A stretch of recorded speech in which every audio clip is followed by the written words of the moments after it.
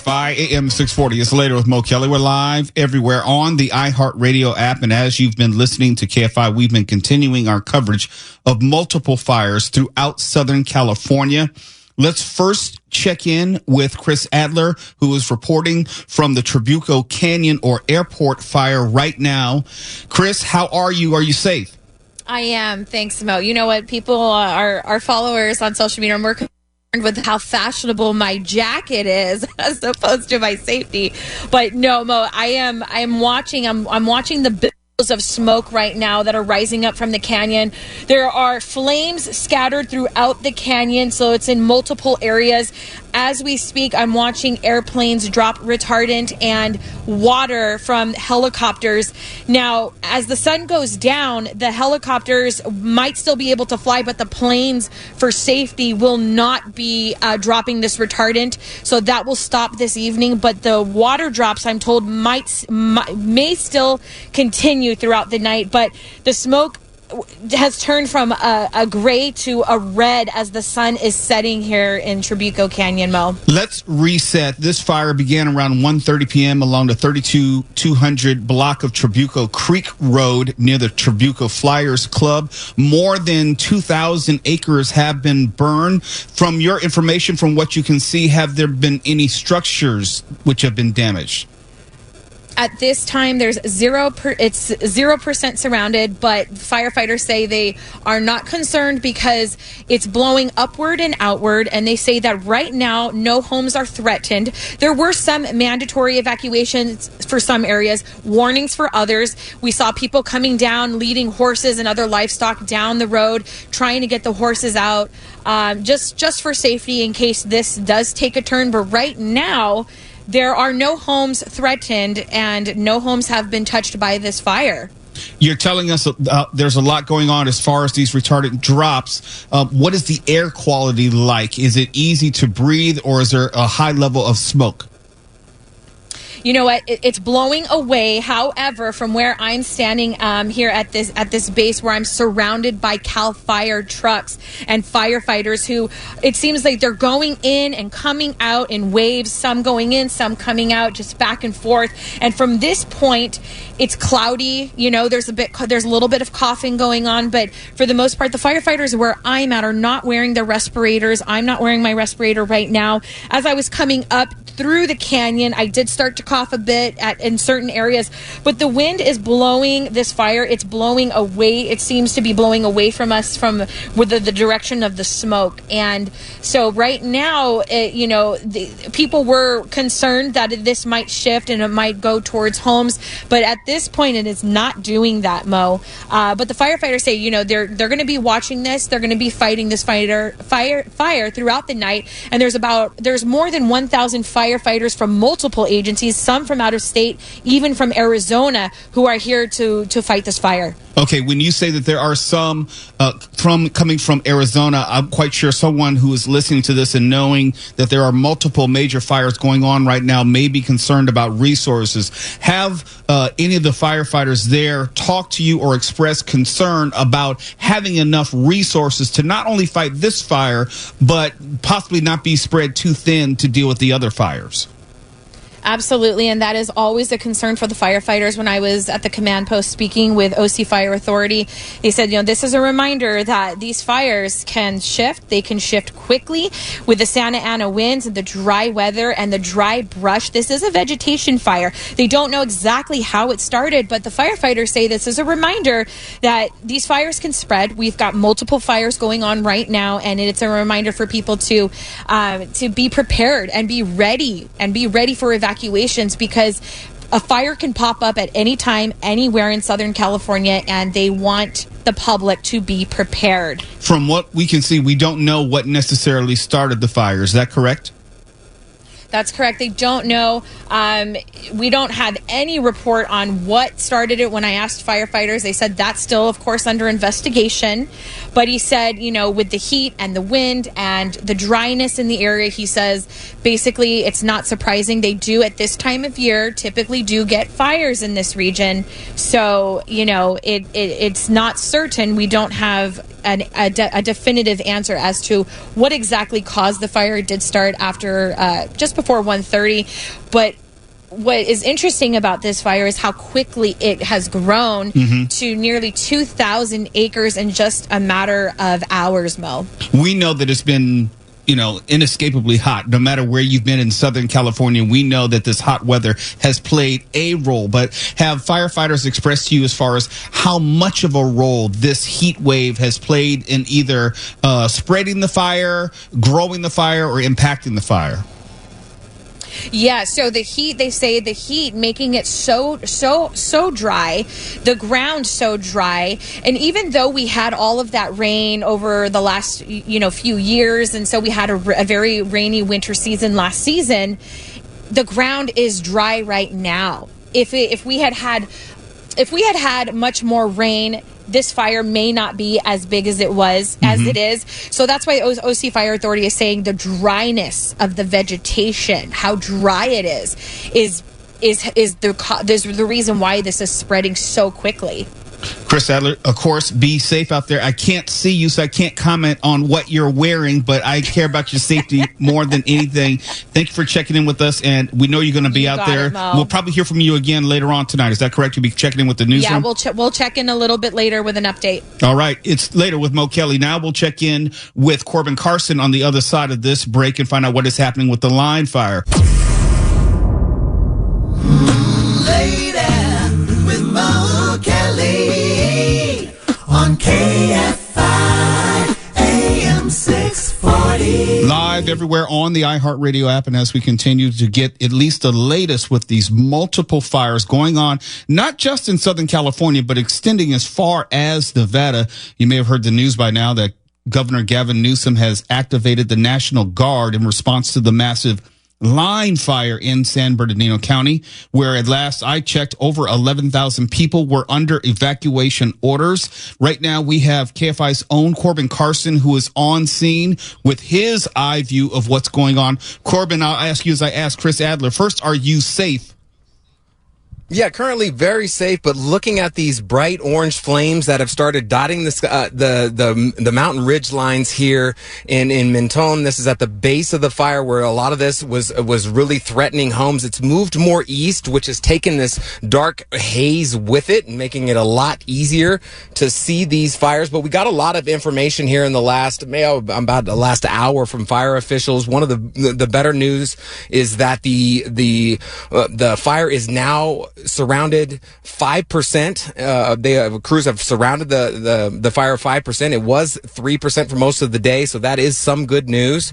This thing is currently listed at more than 23,000 acres. There has not been any buildings or homes damaged or burned. That's also some good news. And really, it was really hot when I got here. That's what these firefighters are dealing with. You've been hearing that. It's also a little bit of wind kicked up here now and again. But now, again, the concern is I'm looking at flames across the ridge here, and then more into the fire as it moves, as it's moving more east in this direction. Multiple agencies had just provided that new information, like I said, that there's still that 36,000 homes that are threatened. San Bernardino County Fire Protection District Chief Dan Munsley says when the fire exploded over the weekend, he was really concerned, but this is what it is now. This fire is still a danger. Yesterday, I was worried about Angeles Oaks, Mountain Home Village. I was worried about Forest Falls. The fire is making an eastern movement, and it still has the possibility of doing that. We've been challenged by the weather.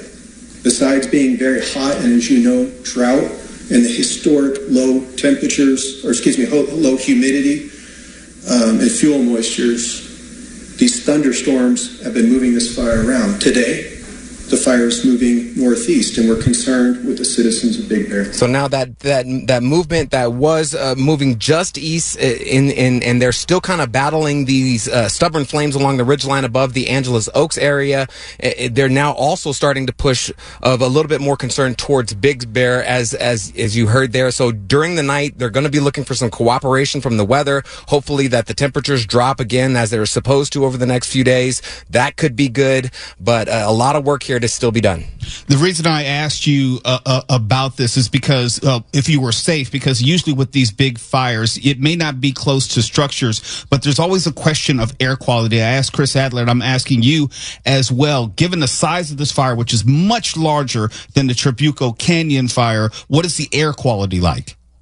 Oh, it's been bad all day. I mean, it's people from, I was coming from Orange County this afternoon. You could see that dark haze that everybody's pretty much been able to see all the way over there in Orange County. And this was before the new fire sparked off in Trabuco Canyon. And it is extended all the way in my drive across Orange County to San Bernardino County. And it was so bad when I first got here, you couldn't even see the San Bernardino mountains. It was just blacked out in this kind of, gloomy, dark smoke that you couldn't really see deep. And then as that started moving east with the light wind or whatever, you could start seeing a little bit more of the ridgeline, which started showing some of these spot fires that we're seeing now that crews are trying to get in and clean up. And when I say spot fires, you're thinking something small. These are pretty big fires. It's just that these mountains are so large. They look small from the distance as the closest that you can get to them. And one of the other interesting things that we heard from officials here in this recent news briefing is about evacuation orders and about the resources that are really kicking up thanks to the governor's order. One of the big people talking about that was San Bernardino County Sheriff Shannon Dykes.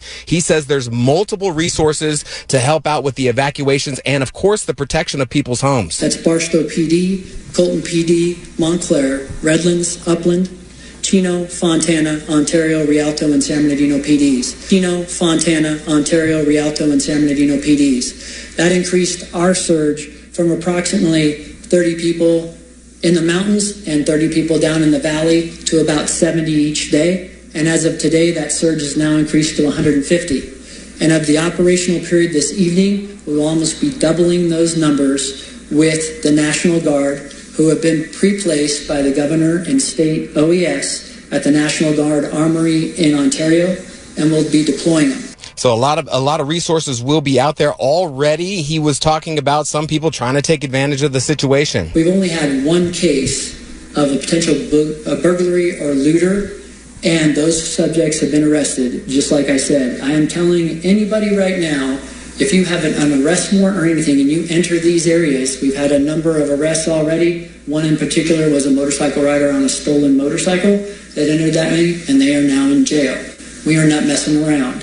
And like I said earlier, your homes are our homes, and we're going to be all over this. I don't have an overriding concern that there are looting crews or anything like that in our area. But he said really the main reminder was to get ready when evacuation warnings are issued. And that's, again, similar to those areas that the fire is headed towards, like in Big Bear. And then heed those evacuation orders when they are issued so fire crews can get in and do their job. What has been brought up multiple times in these mountain areas when it comes to these evacuation orders is that there are limited ways in and out of these communities, and all that gets even trickier when fire and law enforcement crews have to get in and get out and try to protect homes and property and lives. And then on top of that, you have any potential fallen trees, power lines, and other issues that can get people trapped. We know from what you've told us that there has been a surge in resources. You mentioned the number of participating law enforcement agencies.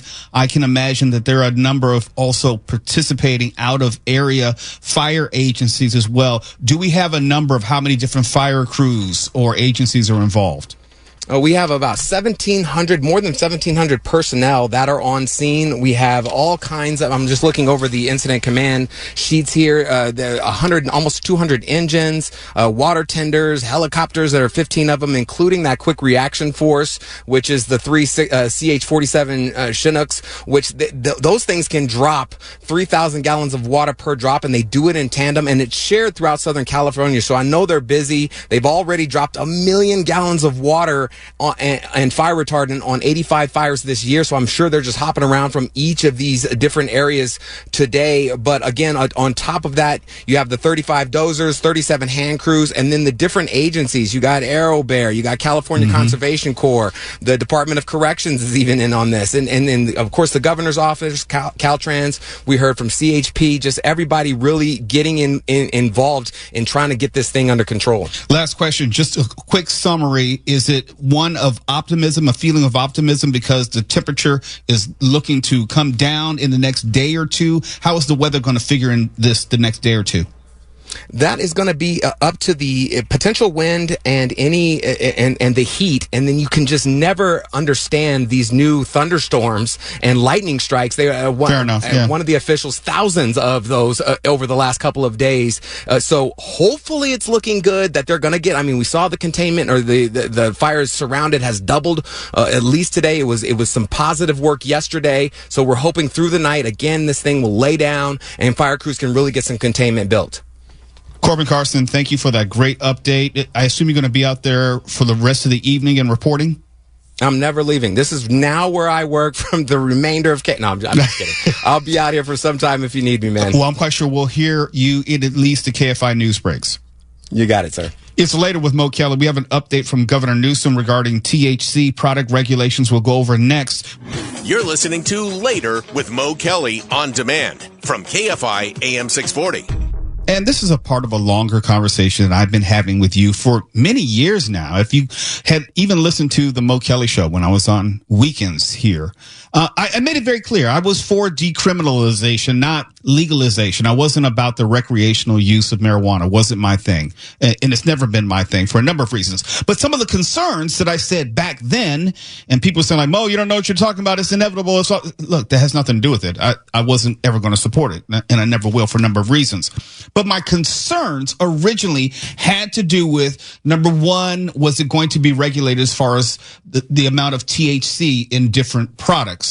Number two, when it came to DUIs, driving under the influence, was there a reliable test to find out whether someone was driving impaired, as to what degree when it came to THC? Number three, the availability of products containing THC, where I didn't believe even back then that it was going to be limited to just dispensaries. There were going to be these products which were going to pop up in grocery stores and other places because of what I saw as a lack of strict regulation of THC. Okay, lo and behold, now, few years later, or more than a few years later, we are now seeing some of that come to fruition. Now, Governor Newsom has proposed THC product regulations. Oh my gosh, whoever thought about that? I did. Citing concerns about children accessibility. Oh my gosh, who thought about that? I did.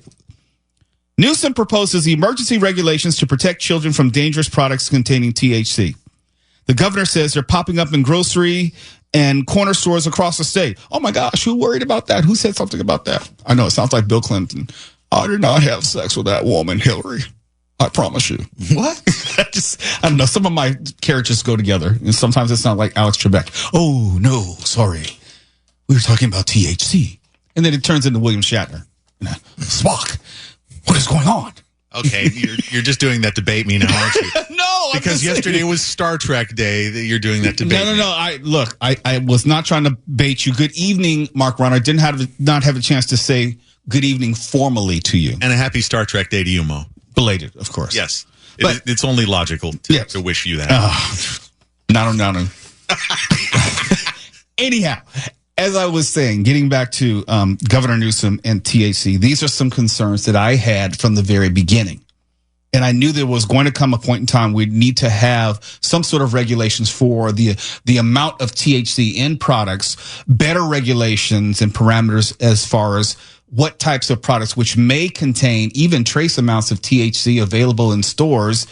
And even though I know the hemp industry is worried about overregulation and how that may kill off some businesses, we've talked to people who are in the legalized portion and the underground black market portion. And I know that it's a complex equation of trying to not hurt California legitimate businesses while at the same time trying to make sure that they are protected against the illicit, illegal black market weed, and also making sure that there are protections for children.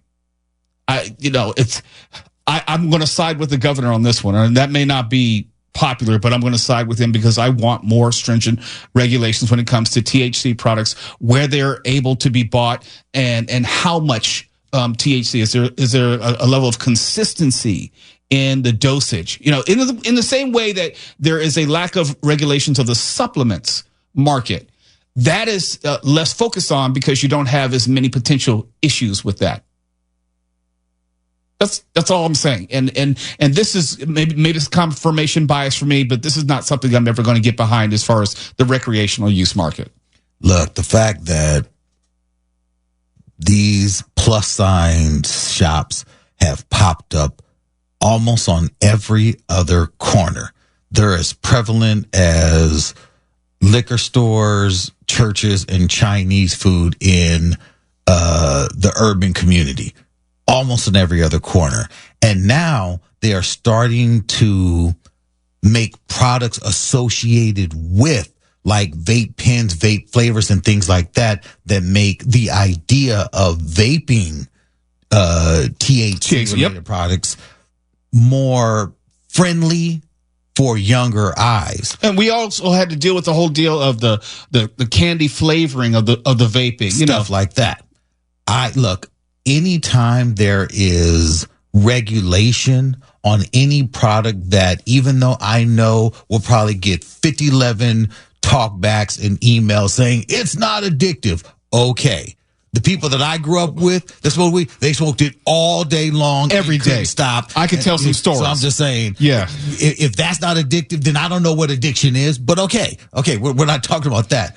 To me, the fact that it's becoming more and more accessible to children, there damn sure better be some more regulations on it, not just for the edibles, the chocolates, the candies, everything having to do with it. If it is something that kids can have the ability to get a hold of, you damn sure better put a regulation on it. My greatest fear was always that it was going to be as available and accessible as cigarettes and alcohol. In other words, you can go to your Ralph's or Vaughn's or whatever. We're not there yet, but we're almost there because we live in a very permissive society.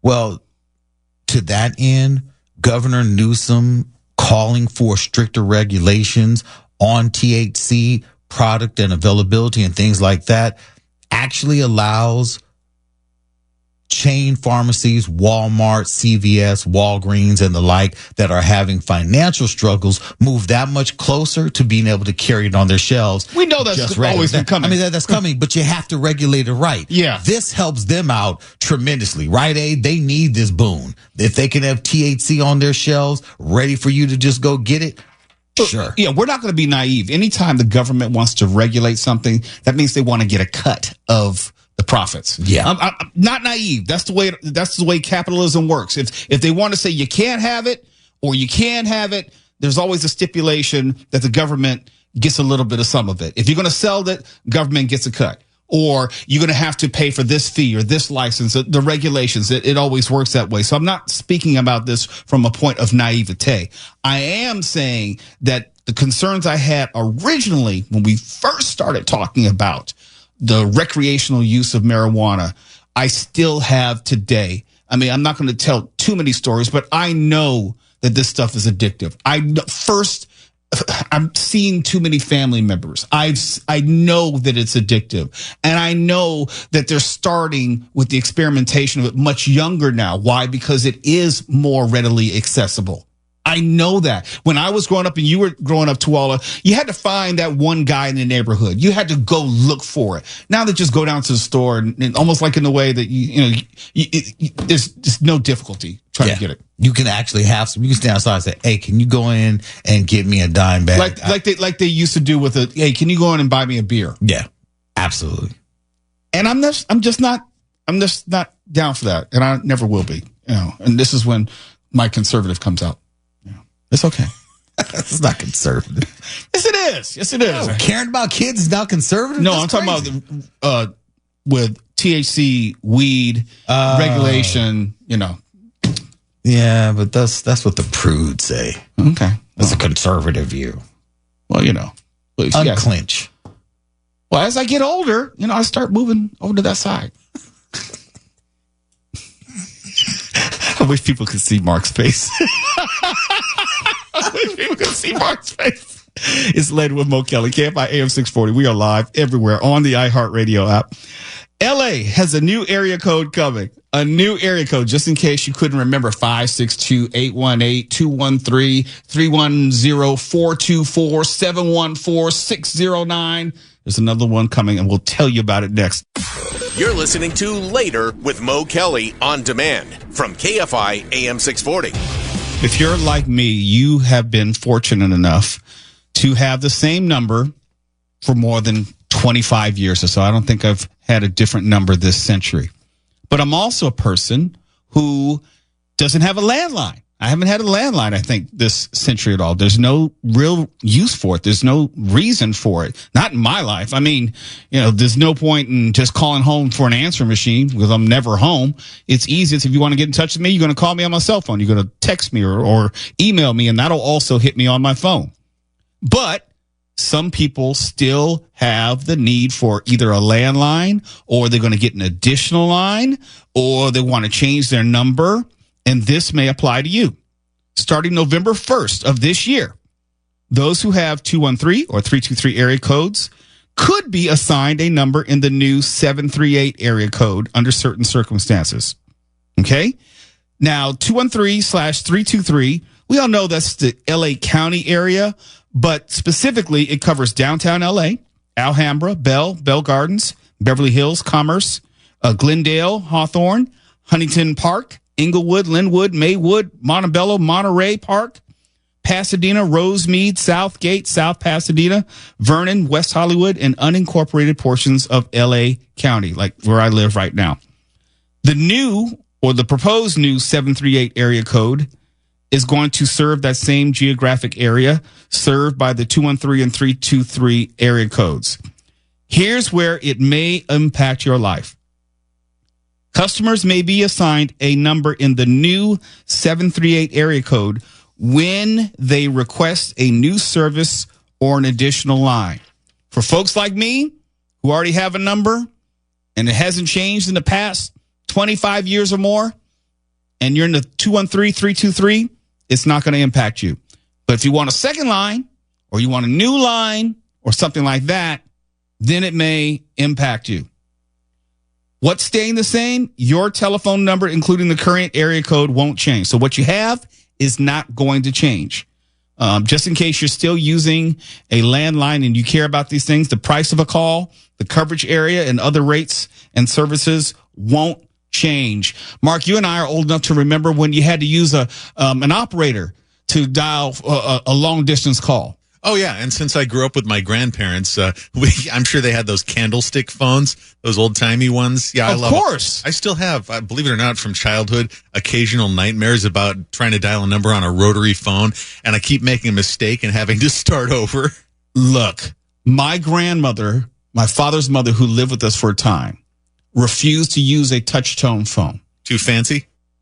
She was anti-technology in the future, seriously. We were like the last trash family in our neighborhood to get a touch-tone phone. Those were like items of the far-flung Star Trek future to us. We had a rotary phone till like well past the time everybody else got rid of them. Oh, yeah. Our house had touch-tone phones, but my grandmother in her room, because she was living with us, refused to get a touch-tone, so it was a rotary phone, and that was why I learned how to use a rotary phone, and I'm not scared by it now. Elmer's working the board tonight. I doubt. Have you used a rotary phone before? I have, but never one in my house. It's just like happened chance. I saw one and I had to play with it. In a museum? Or did you, I'll put it this way. Did you ever use a rotary phone in a telephone booth? No. Oh, wow. See, here's the deal. For a really special day when I was a kid, you go across the street, use their rotary phone, and play with their little electronic football game that was just like 3 lines of dots. Yes, I have one at home. Yeah. But telephone technology is changed so much. Now, I know Elmer does not remember a party line. I know you don't remember that. Is that when, like, you can't have the internet and the phone at the same time? No. A party line... And this is going back to the early 1970s, depending on where you lived in the country, even the 1960s. Party line is you'd have maybe 6 or 7 houses, and they all had the same number. They just had a different ring, so you would know when to pick up. But let's say I'm on a phone.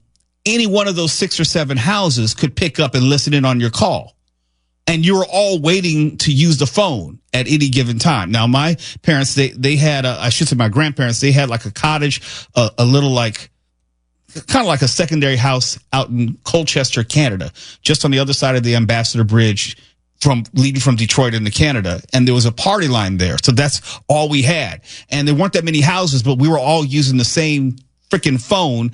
And it got to be real stressful when you wanted to have a conversation with someone and the other 5 families, because there's only one phone per house, wanted to have a conversation with someone. Y'all don't look. I grew up dreaming that I would one day have my own phone extension in my room, not my own phone line, own phone number, taking it back to the story. No, just my own phone extension in my room. Now you're living like a king. Look at you. I got a phone I can put in my pants pocket. I can dial it on my computer. I can do whatever I want. I'm living the dream of science and technology that was only dreamed of in Star Trek and all sorts of science fiction. Oh, yeah. The iPhone now does more stuff than the Star Trek communicators ever did. We are living in the future. I absolutely love it. KFI AM 640. We are live everywhere in the iHeartRadio app. Donald, Kamala, and all the chaos. KFI will bring you the ABC News presidential debate simulcast, Harris versus Trump, live tomorrow evening at 6 p.m. KFI. And KOST HD2. Los Angeles, Orange County. Live every